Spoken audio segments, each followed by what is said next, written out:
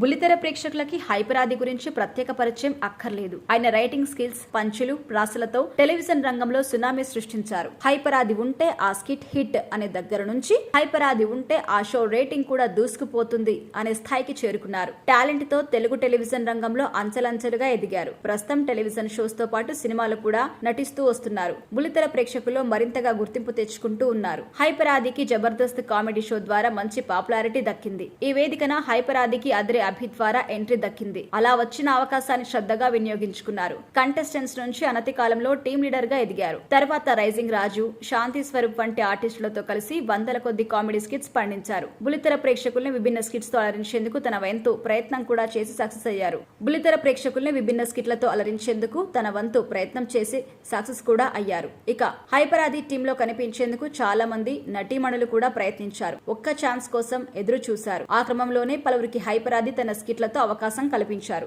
దాంతో వారికి కూడా కాస్త గుర్తింపు లభించేలా చేశారు హైపర్. ఇక ఆ విధంగా నటి దీపు నాయుడికి హైపర్ ఆది తన స్కిట్లలో చేసే అవకాశం ఇచ్చాడు. అలాగే వీరిద్దరు కలిసి శ్రీదేవి డ్రామా కంపెనీ రియాలిటీ షోలో కూడా మెరిశారు. అంతేకాకుండా పలు రీల్స్ లోనూ సోషల్ మీడియాలో దర్శనమిస్తూ వస్తున్నారు. ఇదే క్రమంలో హైపర్ ఆది దీపు నాయుడు మధ్య డేటింగ్ అంటూ ఎప్పటిలాగానే కాస్త రూమర్లు కూడా వచ్చాయి. ఇక తాజాగా వాటిపై నటి దీపు కూడా స్పందించింది. లేటెస్ట్ గా ఒక ఇంటర్వ్యూలో మాట్లాడుతూ హైపర్ ఆది తనను ఎప్పుడూ ఫ్లర్ట్ చేస్తూనే ఉంటాడు అని చెప్పింది. మొదట్లో తనకు పెద్దగా నచ్చకపోయేది, కానీ తర్వాత మంచి క్లోజ్నెస్ పెరిగిందని చెప్పింది. అలాగే ఇప్పుడు ఫ్రెండ్స్ కూడా అయ్యామని వివరించింది. ఇలాంటి రిలేషన్షిప్ లేదని, కేవలం ఫ్రెండ్స్ మాత్రమే అని చెప్పుకొచ్చింది దీపు నాయుడు. ఇక ఇదిలా ఉంటే దీపు నాయుడు కేర్ ఆఫ్ గోదావరి అనే సినిమాలో ప్రేక్షకులకి పరిచయమైంది. ఈ సినిమాలో కాస్త గుర్తింపు దక్కించుకుంది. చెన్నైకి చెందిన ఈ బ్యూటీ ప్రజెంట్ తెలుగు టెలివిజన్ రంగంలో సందడి చేస్తుంది. శ్రీదేవి డ్రామా కంపెనీ షో ద్వారా పలు పాత్రల్లో ఆడియన్స్ ని ఆకట్టుకుంటుంది. ఇక మరోవైపు సినిమాలో మెరుస్తూ వెండితెరపై ఆకట్టుకుంటుంది. మరోవైపు పవన్ కళ్యాణ్ జనసేన పార్టీలోనూ కార్యకర్తగా యాక్టివ్ గా ఉన్నారు.